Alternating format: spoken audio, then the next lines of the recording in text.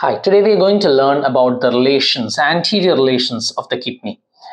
So this I'm going to draw the right kidney over here. Okay, this is the hilum of the right kidney, and this will be the left kidney. The left kidney will be a little bit higher. The lower pole will be around 1.5 to 2 centimeters above the level of the lower pole of the right kidney. First we will draw the relation of the suprarenal. On both kidneys, you understand that you have the suprarenals. On the right side, the suprarenal is a little bit pyramidal in shape, and then on the left side, it is kind of semilunar in shape. Okay, so you have the two suprarenals. That is a common relation that you find in both kidneys. Now, on the right side, you have the C loop of the duodenum. This is the C loop of the duodenum, which means this is the first part, this is the second part, the descending part, and this is the horizontal third part. Okay, the C loop of the duodenum is plastered on the hilum of the right kidney. Okay, let me just write right here, the left kidney. The two relations, anterior relations, are slightly different, and that's very important. So this is the C loop of the duodenum. Now, whenever you draw a C loop of the duodenum, also remember that in the concavity of the C loop of the duodenum, you have the very important organ. This organ is the head of the pancreas. So this will be the neck, and this will be the body, and this will be the tail of the pancreas. And you can understand that the tail of the pancreas is almost related to the hilar region of the left kidney. Okay, so pancreas is not related to the right kidney. You only have the C loop of duodenum on the right kidney, but the tail of the pancreas is related over here. The relation of the pancreas over here has some relevance to understand the anterior relations of the kidney. That's why I drew the whole pancreas over here. But remember that you only have the tail of the pancreas on the left kidney hilar region. All right. Now let us go next on to another GIT structure. As you know, duodenum is GIT, and I've used this color. Okay, this color, slightly orangish color, to show the GIT.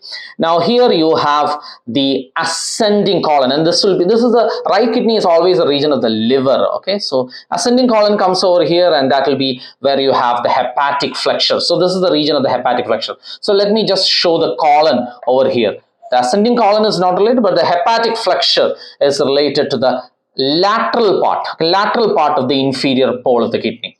Okay, so this is the hepatic flexure of the colon, and similar to that, corresponding to that, on the left side you have the splenic flexure of the colon. Okay, descending, this is the descending colon, but you have the splenic flexure related over here. Okay, now remember that if this is the ascending colon and this is the hepatic flexure, and this is the descending colon and this is the splenic flexure, then you obviously should have the transverse colon like here. Okay, but the transverse colon is not related on the surface of the kidney. Why? Because the transverse colon is a peritoneal structures. All the structures that I've drawn till now are retroperitoneal. This is a very, very important point. The kidneys are retroperitoneal organs. The suprarenals and entire duodenum, except the first half of the first part, the entire duodenum, the pancreas, the ascending colon, the hepatic flexure, the descending colon, and the splenic flexure, all are retroperitoneal. That means they are all plastered by the peritoneum. If you are actually seeing the abdominal viscera like this, okay, you will not be able to hold the pancreas like this and move it around. You can't do that. You can't hold the descending colon and move around. You can't hold the ascending colon or the duodenum or the suprarenal, because everything are plastered, and these all are retroperitoneal structures.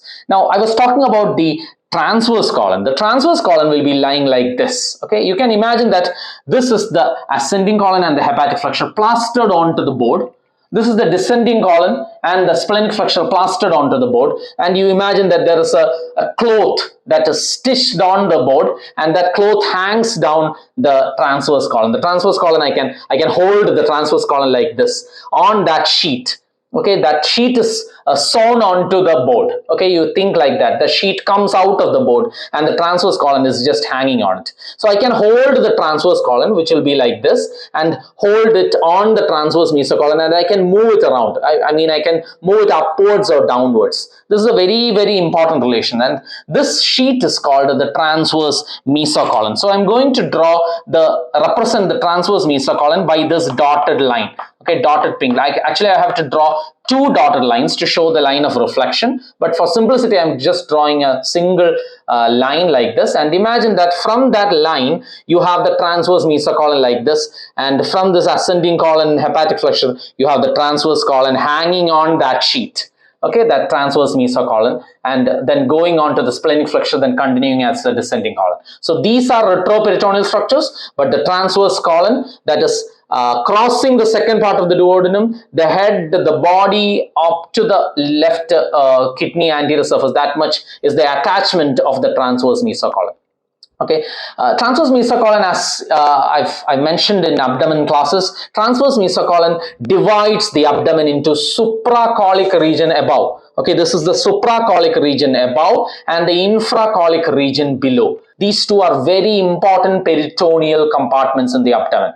Okay, there are structures above in the supracolic compartment that will not go to the infracolic compartment. Example, you have the liver here, that is in the supracolic compartment. You have the stomach here, that is in the supracolic compartment. You have the spleen here, that is in the supracolic compartment. So above this pink line, you have the supracolic compartment, and below this, you have the jejunal loops, the ileal loops, everything. The small bowel is all located in the infracolic or the infra-mesocolic compartment. Now let us continue with we've just drawn the transverse mesocolon over here. So we know that below this is the infracolic zone, and that will have the relation of the jejunal coils. So let me just write down this, because you have to remember the anterior relations by these names. This is a suprarenal, okay, suprarenal, and you have suprarenal on this side. This is a common relation of both kidneys.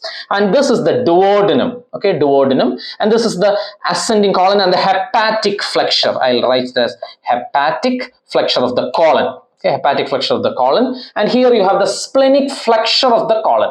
And also this is the pancreas. I forgot to mention that this is the pancreas. So the suprarenal pancreas and the splenic flexure of the colon on the left side, the suprarenal duodenum and the hepatic flexure of the colon on the right side. These are the retroperitoneal anterior relations of the kidney. All these are retroperitoneal. Next, I'm going on to the peritoneal structures. As I mentioned before, below the transverse mesocolon, you have the infracolic zone, and there you have the jejunal loops. So the jejunal loops are found here in the infracolic zone, and remember, these are peritoneal structures. I can hold the jejunal loops, small bowel loops, I can hold. Unlike the descending colon, I cannot hold the whole circumference of the descending colon, but I can hold the whole circumference of the jejunum or the ileal coils over here. So these are peritoneal relations, unlike these relations. All right. Next, we are going into the supracolic compartment, and we are going to understand the relations over here.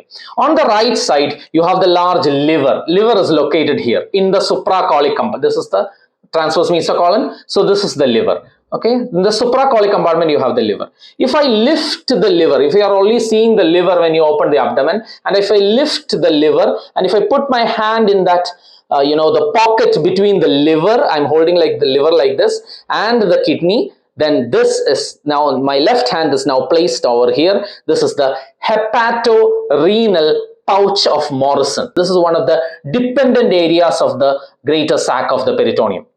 Okay, that is a hepatorenal pouch of Morrison. So here I have the hepatic relation, very, very large area on the right kidney. So the right kidney relations are now over. 3 are retroperitoneal, suprarenal, duodenum, and the hepatic flexure of the colon. And 2 structures are peritoneal structures. One is the jejunal loop in the infracolic zone, and the hepatic area where you have the hepatorenal pouch of Morrison. These 2 are peritoneal structures. So you have 1, 2, 3, 4, 5. 5 structures related to the right kidney. 5 structures, 3 are retroperitoneal. Next, we are going on to the left kidney. Similarly, on the left side, you have some structures here. Unlike, you have only liver here, but on the left side, you have 2 important structures. One is the stomach. You know that there is the descending esophagus like this. This is the fundus, and this will be the body, and comes like this and enters into the duodenum. So this is the lesser curvature of the stomach. This is the greater curvature of the stomach. So this region, I can call it as the gastric area. Gastric area. So the stomach will be related over here, and remember, stomach is not retroperitoneal, it is in the peritoneum. And you remember, you know that behind the stomach, if you imagine stomach like this, and behind that stomach, if I put my hand behind that stomach, that is going to reach the lesser sac. So now my left hand is now in the lesser sac, and over here you have the spleen. So this is the spleen. You imagine you have stomach here. This will be the spleen. The spleen is basically wedged between the stomach anteriorly and the kidney posteriorly. So imagine kidney posteriorly, the stomach is anterior, and between that wedged you have the spleen. Okay, now if I put, as I said before, if I put my hand into the lesser sac, that will end at a certain point, as a certain reflection that separates it from the spleen, and that is the lienorenal ligament. This dotted line, pink dotted line that I'm drawing now, is the lienorenal ligament that is separating, that is the leftmost extent of the lesser sac, and the spleen is located in the greater sac. Okay, so these three are the peritoneal structures related on the left side. You have the gastric area separated by the lesser sac, the spleen separated in the, that is suspended in the greater sac. So here you have the greater sac of the peritoneum, and the jejunal area, it is in the infracolic or the inframesocolic zone. So on the left side, unlike the right side which has only 5 structures, on the left side you have 6 structures. 6 structures, of which 3 are retroperitoneal, the suprarenal, pancreas, and the splenic flexure of the colon. They are all plastered onto the peritoneum, but 3 structures are in the peritoneal cavity. I can hold the spleen, I can hold the stomach, I can hold the jejunal coil. So these 3 are peritoneal structures. This is the infracolic zone, spleen is in the greater sac, and stomach is separated by the lesser sac.